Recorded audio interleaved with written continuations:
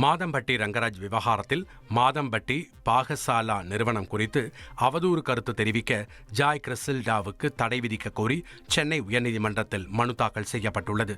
திருமணம் செய்து கொள்வதாக கூறி ஏமாற்றிவிட்டதாக ஆடை வடிவமைப்பு நிபுணர் ஜாய் கிறிசல்டா பிரபல சமையல் நிபுணர் மாதம்பட்டி ரங்கராஜுக்கு எதிராக புகார் அளித்திருந்தார். இது தொடர்பாக சமூக வலைதளங்களில் பதிவிட்ட ஜாய் கிறிசல்டா மாதம்பட்டி பாகசாலா நிறுவனத்தையும் டேக் செய்திருந்தார். இந்நிலையில் இந்த விவகாரத்தில் மாதம்பட்டி பாகசாலா நிறுவனத்தை தொடர்புபடுத்தி பேச ஜாய் கிறிசல்டாவுக்கு தடை விதிக்க கோரி Madhampatti Thangavelu hospitality private limited நிறுவனம் சார்பில் சென்னை உயர்நீதிமன்றத்தில் மனு தாக்கல் செய்யப்பட்டுள்ளது.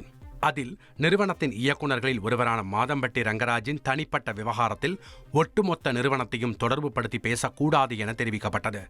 ஜாய் கிறிசல்டாவின் இந்த செயலால் நிறுவனத்தின் நற்பெயருக்கு களங்கம் ஏற்படுவதோடு வணிக ரீதியாகவும் தாக்கத்தை ஏற்படுத்தும் என மனுவில் கூறப்பட்டுள்ளது.